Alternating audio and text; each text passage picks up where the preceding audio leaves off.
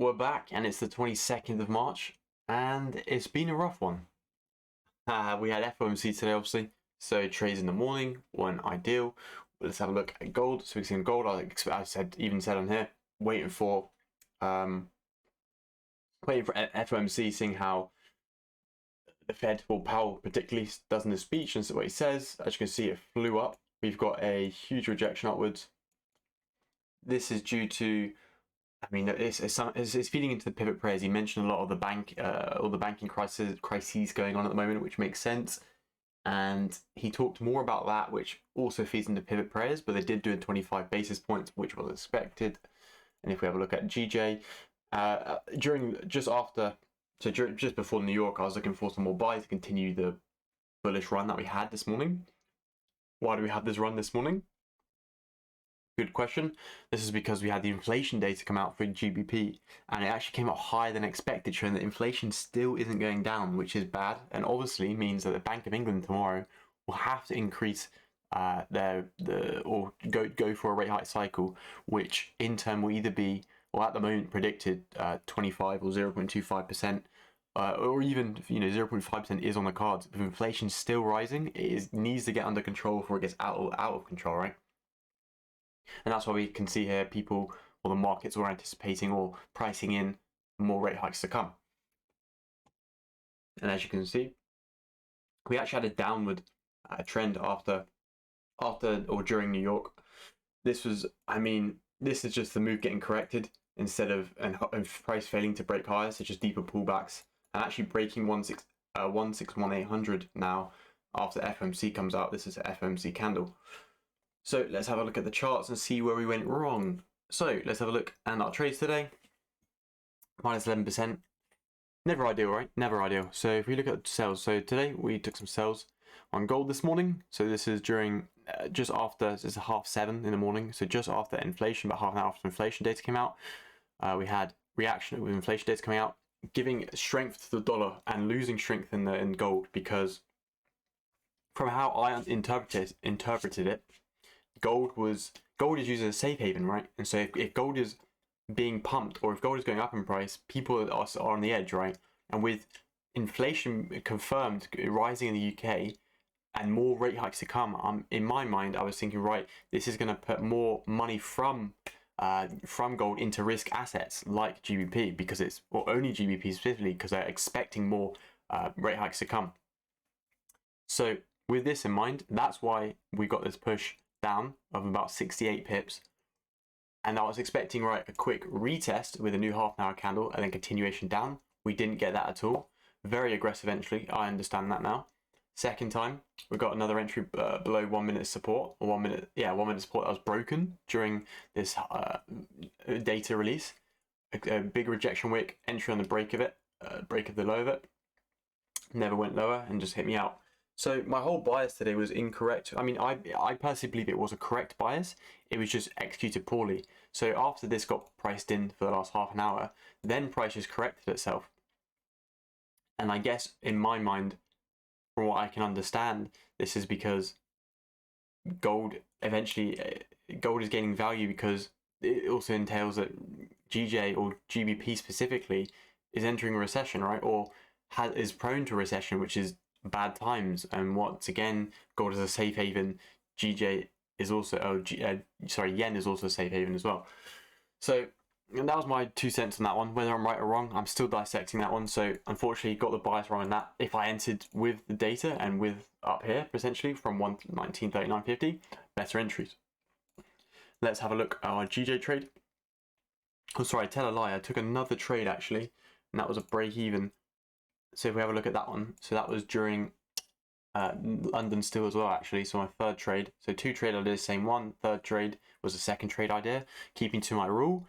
We had an entry here, as you can see, we had a double top at a key level, which we love, and I like that. And I was driving at this time. We went up about 38 pips. We never hit my target, which was next key level, where we had reaction to price. We just created another double bottom, continued up. So I need to, in my mind, when I'm dissecting my trades, I dissect them into 3 things right at the moment. I dissect it by the entry, I dissect it by the management, and I dissect it by the exit. At the moment, all 3 of those are absolutely poor. So in my mind going forward, I think the best plan or strategy going forward is to manage and properly be conscious on each decision. You know, is this a valid entry? And almost try and talk yourself out of the entry. Because if you can't talk yourself out of it and you're trying to go against your own bias, you're probably going into a good trade or a high probability trade. Management wise, in my opinion, if I'm going for scalps, I have to be on the 1 minute to manage this. I can't be hesitant with scalping, especially in high volatile situations in the markets. You have to be quick. If you don't capitalize on what you get given very quickly in short amounts of time, it'll get taken away from you just as quick. Example right here with Exhibit A. We went up, and this was in 9 minutes, 10 minutes, we went up about, let's just say 38 points to round up, 38 pips. That's a lot with a stop loss of, I think I had a stop loss about 12 or 13. Or a bit higher, sorry. So I didn't get my 3-to-1, but my whole general idea is I want a 3-to-1. But I have to remember, just because you plan for a 3-to-1 or a 4-to-1 or a 5-to-1 or a 2-to-1, it doesn't mean it will always get hit. Just because you enter the market and you expect the market to give you something, that's where you go wrong. You're expecting the market to give you something when you're not owed anything. So you have to manage it accordingly. Just like I said, just because you set this 1 to 3, for example, in this one, in Exhibit A, doesn't mean it will get hit. And managing my risk according to it and not being scared to point B, trade management, to close it when you see relevant rejections. And this is where it brings me on to management. How do we manage our trades?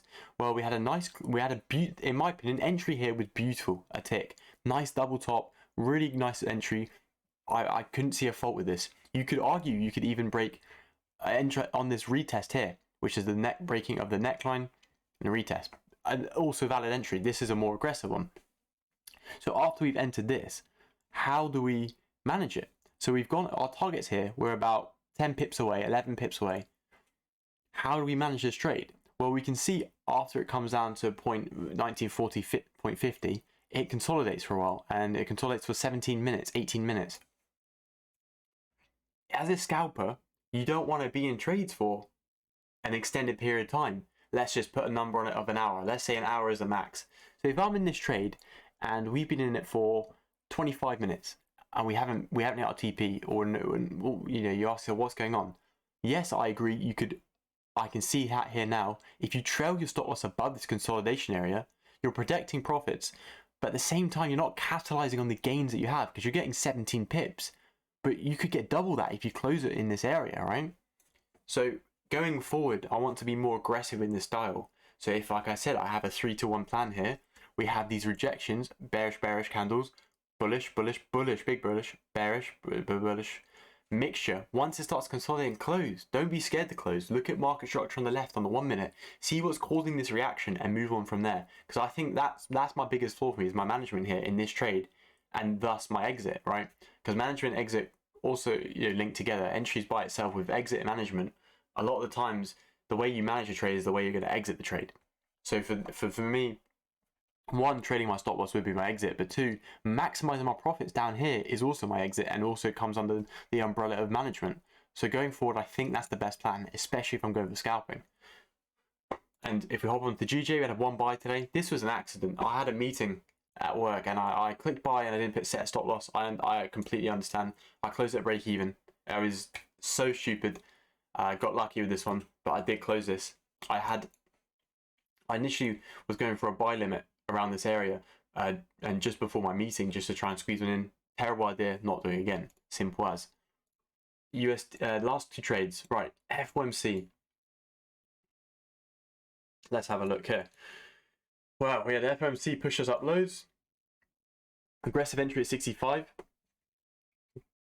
I didn't take this one, and I was looking to play the sells. I always know, or always have recognized, that at least 50% of the move that is impulsive from data release and from speeches gets corrected quite quickly. And that's what I was playing. So I saw a reaction, right? I saw a rejection here, big bearish candles, slowing of the bullish candles, and then more bearish candles at a 76 point.